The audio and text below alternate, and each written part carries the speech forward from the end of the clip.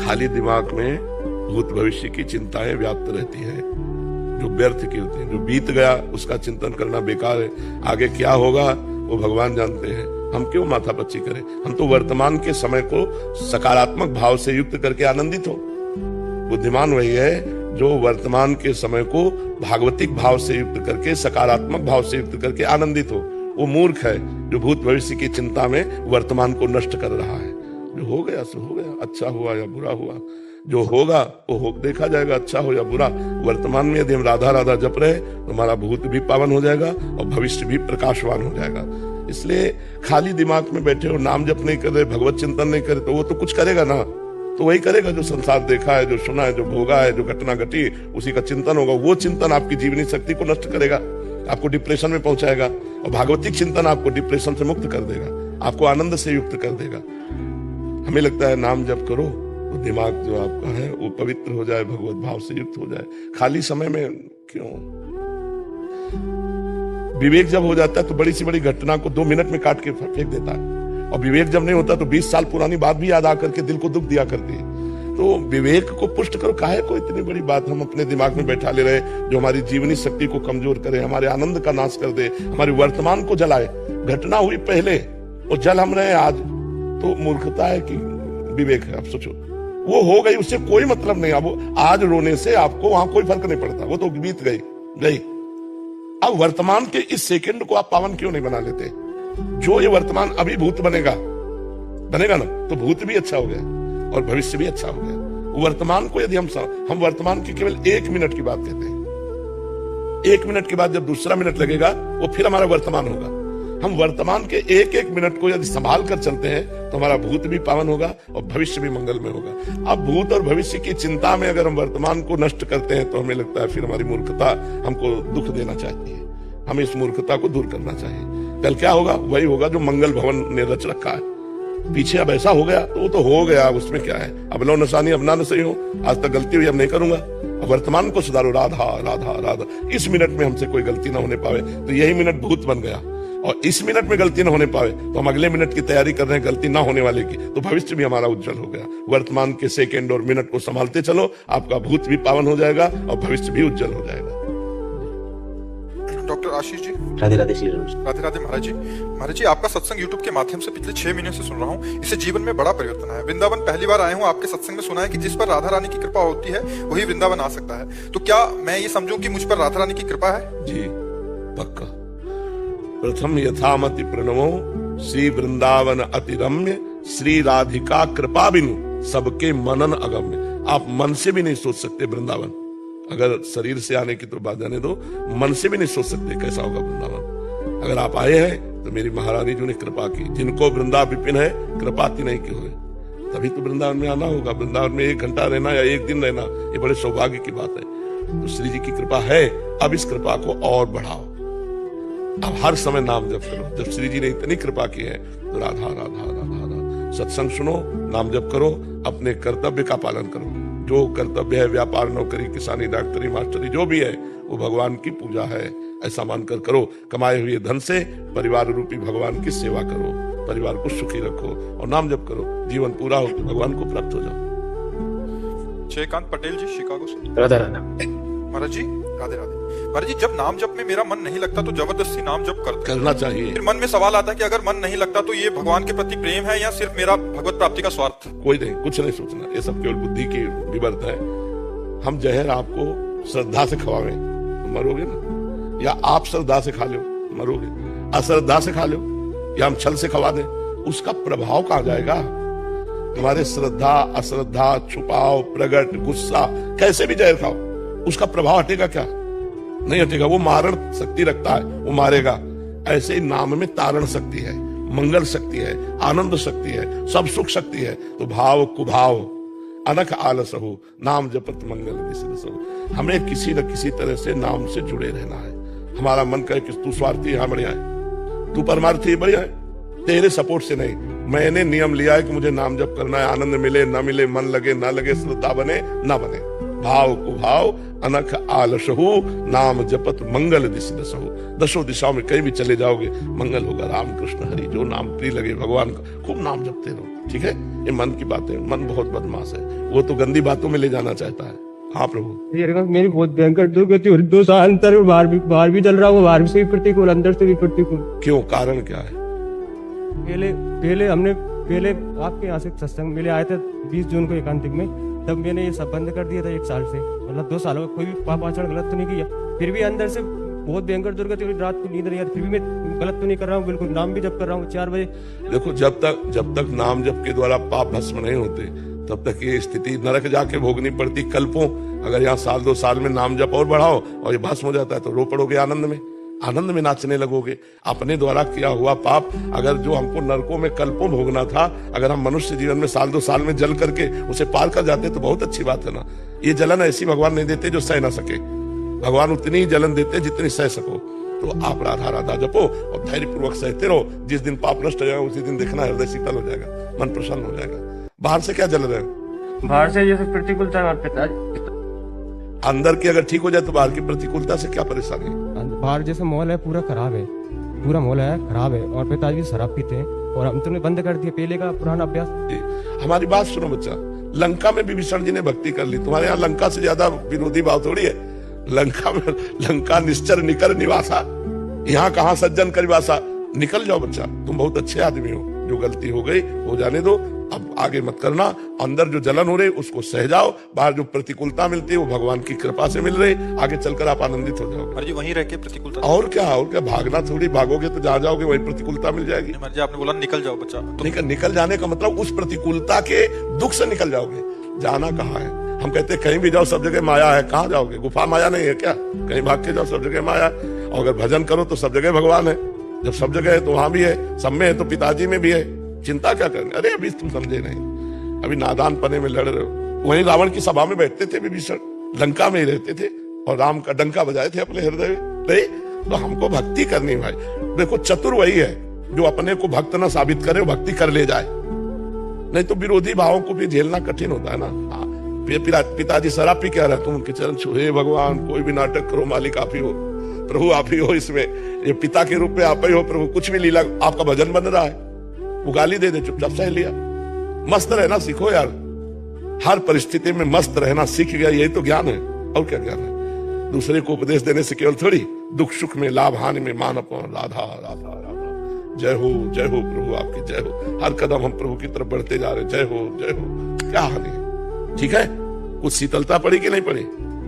कुछ छींटे पड़े ठंडे के नहीं पड़े? पड़े महाराज जी, हम पिताजी के पैर भी छींटे, आपने बोला ना जब से, पहले गाली देते तब भी छींटे। बिल्कुल वो आनंदित रहो, ज्यादा दुखी मत हो यार, मौज में रहना सीखो। नरकों का कांड सुना जब से, बहुत भय लगता है पापाचरण का। नरकों का वर्णन सुन लिया महाराज, जो नरकों की चर्चा सुनी तो भय लगता है, भय लगता है कि पापाचरण न हो बिल्कुल भी। हाँ ये तो बहुत बढ़िया बात है। फिर भी थोड़ा एक दूसरा बुराई कर देता, फिर भी हो ही जाता है थोड़ा। नहीं थोड़ा बहुत बचा लो और तुम चिंता मत करो, नरक नहीं जाओगे। राधा नाम जपने वाला नरक नहीं जाता। जलना नहीं, हाथ से आनंदित रहो, मस्त रहो एकदम। अमन जी जम्मू से, जय श्री हरिवंश। श्री हरिवंश महाराज जी, आपके चरणों में राधे राधे। महाराज जी आपकी सत्संग की कृपा से इतना तो समझ आ रहा है कि जब कोई एक इंसान के साथ दूसरा इंसान बुरा करता है तो समझ आता है कि पहले वाले ही हमने बुरे कर्म किए होंगे उसकी वजह से, बट फिर ये भी आता है कि वो तो नया पाप कर रहा है। नहीं, आपको कैसे पता? आप कैसे कह सकते हैं? मतलब एक आदमी आया, हम मंदिर में दर्शन कर रहे थे, हमारे ही धक्का मारा, हमारे आगे खड़ा हुआ, धक्का क्यों मारा? 20 वर्ष पहले की बात है। तो बिहारी जी में क्यों कर दिया? हमने ध्यान नहीं दिया, क्योंकि बिहारी जी को देखे कि इधर उधर देखे। हमसे बोला कि क्यों हमको धक्का क्यों मारा? बिहारी जी को देख के मुस्कुरा दिया कि इनकी लीला है। उसने 2-4 ऐसे, क्या है ये, है क्या हमारी उसकी कोई दुश्मनी है क्या? हमारा कोई कर्म आते ही उसके दिमाग में चढ़ बैठा और हमको पिटवा रहा है। अब उसका कर्म, वही की चौकी के इंचार्ज खड़े थे शादी वर्दी में आरती के लिए, और वो ये देख रहे थे। तो वो भी जब तक आरती हुई तब तक जो ही आरती खत्म हुई, पर्दा हुआ तो गिरा कर उनको हमारे सामने इधर। अब साधु अवज्ञा तुरंत भवाली कर कल्याण अखिल के हानि। उनका भी कर्म था और हमारा भी कर्म, हमें उन्होंने पीटा और पुलिस ने उनको पीटा। मर्जी ऐसा कर्म चक्र चलता रहेगा। और क्या, जब तक भजन करके मिटा नहीं दोगे तब तक यही चलता रहेगा। आप कैसे जानोगे? किसी का पुराने जन्म का कुछ है या अभी आके अगर उसको भुगतना है तो जो जिसकी वजह से भुगत रहा है वो भी उसी चक्कर में दोबारा आ गया। जैसे आपने बताया अभी कि उनको बड़ी मार पड़ी, तो वो उनका भी पाप के भाप की तो भरनी गई, यहाँ पे तो उन्होंने भोगा। अब जैसे इस कर्म को रोका जा सकता था, उनको ऐसा महसूस हुआ कि इन्होंने हमें धक्का मारा, तो इतना देख लेते कि संत हैं, अगर धक्का भी लग गया तो हाथ जोड़ करके खड़े रहते तो कर्म निपट जाता। हमारा प्रारब्ध जोर पड़ गया, उनको पीटना पड़ा, और उनका ये कर्म भगवान के सामने साधु वेश को पीटना जोर पड़ गया और उनको वहां पीट गए। अब उसको थोड़ी पुलिस वाले को कोई कर्म लगेगा, क्योंकि वो ड्यूटी में है, हिसाब देने में है। तो मुझे लगता है को न काहू के सुख दुख कर दाता और निज कृत कर्म भोग सुन भ्राता, जैसी हो भवतव्यता तैसी बने सहाय, आप न आवे ताई पर ताई तहां ले जाए, उसको वैसे भोगना पड़ता है। मर्जी कह रहे कि आर्मी में इनका अधिकारी पद पर चयन हुआ है, तो 1 अप्रैल के बाद ट्रेनिंग पे जा रहे हैं, कह रहे बस मतलब यही डर लगा रहता गुरु जी की मैं कहीं, मतलब श्री जी ने सांसारिक कर्तव्य तो दे दिया, देश सेवा तो दे दी, लेकिन मैं कहीं इसी चीजों में नहीं, जब लक्ष्य बना रखोगे तो उलझोगे नहीं। देश सेवा भी भक्ति है, खूब प्रसन्न मन से करो, बीच बीच में राधा राधा नाम स्मरण करते रहो और ये सोचते रहो कि ये जीवन श्री जी के लिए है। राष्ट्र भक्ति भी तो हो रही है, ये कोई साधारण खेल नहीं, बहुत बढ़िया राष्ट्र सेवा में हो और नाम जब अंदर अंदर से करते रहो तो जीवन व्यर्थ नहीं जाएगा। कहीं ना कहीं कृपा है, नहीं ये कौन सोचता है। मान लो आप अच्छी पदवी पे जा रहे हो तो और अहंकार आना चाहिए, लेकिन आपको भय लग रहा है तो बड़ी कृपा है कि हमारा जीवन कहीं संसारिक सुख सुविधाओं में फंसकर भगवत विमुख न हो जाए। तो नाम जप करते रहो और सत्संग सुनते रहो, सत्संग आपको जगाता रहेगा। ठीक है महाराज जी, जय माता। एक शब्द कहना चाहूंगा अगर आप आशा दें। मेरा जीवन सारथी हो चुका था लास्ट टाइम जब मैं आपसे मिला था, परंतु आज जीवन का मुझे सार मतलब समझ आ गया। आपकी मुख्य वाणी में, कंठ में माँ सरस्वती विराजती है, क्योंकि मेरे जीवन का अनुभव है। जो लोग डिप्रेशन में जा चुके थे, सिर्फ आपकी वाणी सुन के, आपके प्रवचन सुन के, उनको दवाई काम नहीं करी, पर आपकी वाणी, आपके प्रवचन सुन के मेरी बहन राधा राधा नाम का जप करके और आपकी वाणी सुन के आज वो ठीक हो गई। ये मेरी बहन आई आपके दरबार से। बहुत कृपा, आप भगवान से हमारे लिए कम भी नहीं। ये आपका भाव है, आपका भाव, बिल्कुल। और हम आपका दिल की गहराई से आपको ईश्वर और शक्ति दे और बल दे, आप इसी प्रकार जनहित की सेवा करते रहे। आज यंगस्टर्स के अंदर शराब का नशा है, वो मुक्त हो रहा है। आपकी वाणी सुन सुन के वो परिवर्तन ले रहे हैं। अपने माता पिता की नहीं सुनते, परंतु आपकी सुनते हैं। बहुत सुंदर, हमें अच्छा लगा सुन करके कि आप श्री जी के नाम के बल से सुखपूर्वक है। आपको बाबा यूँ कहें कि बड़े बूढ़े को आशीर्वाद बनो रहे मरवे के बाद, जब निकल ठाकुर जी के पास चले जाएं, क्योंकि ये शरीर तो जो है ये तो रागे जाएगा, जीव आत्मा से मिल जाएगा, ऊपर परमात्मा से मिल जाएगा। बाबा वो जीव फिर नया जन्म ले ले कर्म के अनुसार। कर्म तो बाबा आशीर्वाद कैसे बनो रहे? भगवान का, क्योंकि भगवान सब में बैठे हैं ना। जब आप झुक के प्रणाम करते हो तो भगवान को प्रणाम करते हो। वो जीव तो चला जाएगा, उसको ज्ञान भी नहीं है कि हमारा कोई है, लेकिन वो भगवान जो त्रिकालज्ञ है, जो सर्वत्र है, वो आपको आशीर्वाद देता रहेगा, क्योंकि सब में भगवान विराजमान है। समझ रहे ना आप? महाराज जी, पहली बार से मैं आपसे निवेदन करना चाहता हूँ, माता पिता तरीके की शादी करने की कह रहे हैं, देखो मेरा मन है नहीं, स्त्रियों के प्रति नहीं, पुरुषों के प्रति। अच्छा, तो ये बात अपने माता पिता को बता दें। क्यों नहीं पता नहीं? इसमें क्या होगा बच्चा, किसी की लड़की के साथ खिलवाड़ क्यों करोगे, है ना? मुझे लगता है कि तुम्हें माता पिता से अपनी बात बता देनी चाहिए। मानेंगे नहीं। कैसे नहीं मानेंगे? जब तुम्हारा लड़कियों के प्रति आकर्षण नहीं, लड़कों के प्रति है, तो उन्हें बता देना चाहिए कि व्यर्थ में किसी लड़की से ब्याह मत करो, उसका जीवन बर्बाद मत करो। बहुत अच्छे बच्चे हो जो तुमने हमको ये बात बता दी। अपने माता पिता को बताओ, बिल्कुल ब्याह मत करना, भूल के मत करना। जब स्त्री में राग नहीं है और पुरुषों में राग है, आप गलत का आचरण करोगे और किसी की जीवन बर्बाद कर दोगे, ऐसा नहीं। ठीक है, अभी पीछे वाले बैच में एक लड़का आया, उसने कहा हमारे मम्मी पापा हमारी शादी करते हो, लड़कियों से आकर्षण है नहीं, लड़कों से आकर्षण है। एक लड़की आई थी पीछे, उसने कहा हमारा ब्याह हमारे माता पिता ने खूब धन लगा के किया, हमें ऐसा लड़का मिला जो लड़का ही नहीं है। तो हम ऐसे भाईजनों से हाथ जोड़कर प्रार्थना करते हैं कि जिनको इस तरह की अंदर वृत्ति भगवान ने दी है, वो कभी किसी लड़की के जीवन में धोखेबाजी न करें। आप अपने मम्मी पापा से अपनी बात पूरी शेयर कर दो। आप ब्याह बिल्कुल मत करो, उसको घर में बैठाल कर उसकी जिंदगी नर्क मत बनाओ। वो किसी की बिटिया है, वो आई है, तुम उसके योग्य नहीं हो तो पहले बोल दो अपने माता पिता। वो पहले शर्म लगती माता पिता से बोलने में, दूसरे की जिंदगी खराब करने में तुम्हें शर्म नहीं लगती? मान लो आपको लड़की पसंद नहीं है, आप लड़के पसंद करते हो, तो आप अपने माता पिता से कहो। अब वो तो लड़का समझ के ब्याह कर रहे हो, वो लड़की क्या बताएगी? उसके जीवन को क्यों नष्ट करो? तो हम इस माध्यम से सबको प्रार्थना करते हैं कि हमको भगवान ने जो वृत्ति दी है वो बताना कोई इज्जत की बात में धब्बा नहीं लगने वाला।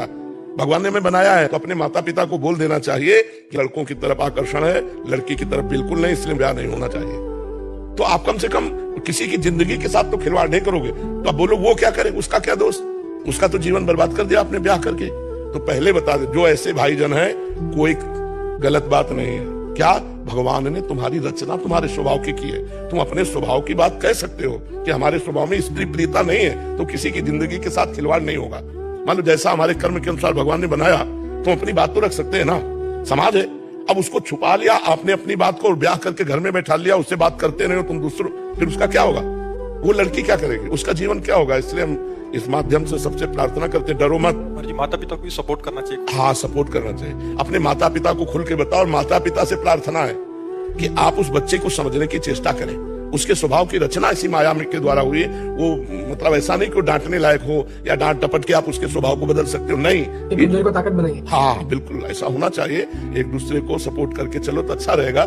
तो उसमें छुपाव नहीं रखना चाहिए। जैसे वो लड़के ने कहा मैं बता नहीं सकता अपने माता पिता को, हम माता पिता को अपनी बात नहीं बता सकते और दूसरे की लड़की की जीवन बर्बाद कर दोगे ब्याह करके, अपनी बात रखने के लिए दूसरे की जिंदगी बर्बाद कर दोगे। तो ये हम प्रार्थना करना चाहते हैं सबसे, जिससे हमारे भाई लोग जो है हमारी बात को समझें। आप इसको अपने माता पिता से शेयर करें और कभी ब्याह ना करें, जिससे किसी भी स्त्री के जीवन में आप दुख बन करके ना जाए। महाराज जी, वो भी अपने अंदर की वृत्तियों को कैसे संभाले? हमें तो लगता है कि भगवान का भजन ही संभाल सकता है, नहीं तो बहुत कठिन है, बहुत कठिन है।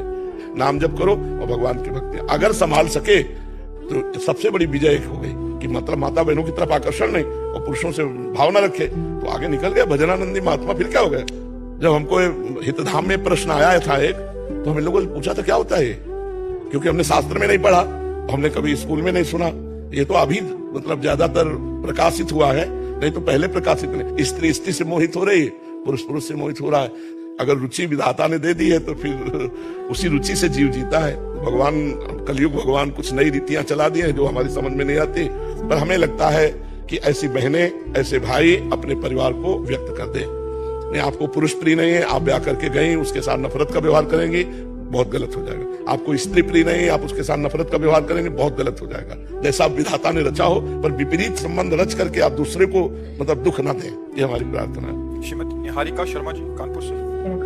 राधे राधे महाराज जी। महाराज जी, सब कहते हैं माया त्याग दो, परंतु महामाया की माया से तो जग चल रहा है, इसका सार क्या है महाराज जी? माया त्याग दो, कौन त्याग दे?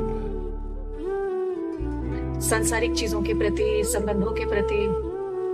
देखो, अगर हम माया समझे तो माया है, भगवान समझे तो भगवान है, और प्रसाद समझे तो प्रसाद है। हम कह रहे निगेटिव जाओ क्यों, पॉजिटिव आओ ना। हमें रबड़ी अच्छी लगती है, हम भगवान को भोग लगा दिए और 2-4 को बांट दिए, पा ली। अब हमने रबड़ी नहीं पाया, हमने प्रसाद पाया। हमें पति प्रिय लग रहा है, हम पति को भगवान का स्वरूप मान लेते हैं। मेरे भगवान पति के रूप में आए, खूब प्यार करो, कोई बांधने वाला नहीं। पुत्र है मेरे गोपाल जी ठाकुर जी इस रूप में आए, कोई परेशानी नहीं। हम जब भगवान से विमुख होते हैं तो माया शब्द होता है, और भगवान के सन्मुख होते हैं तो सब माया हमारी माँ के समान हित करने वाली है। देखो, घड़ी माया है, टेबल माया है, माइक माया है, ये मुंह माया है, ये आवाज माया है, लेकिन यही आवाज माया से मुक्त कर देगी।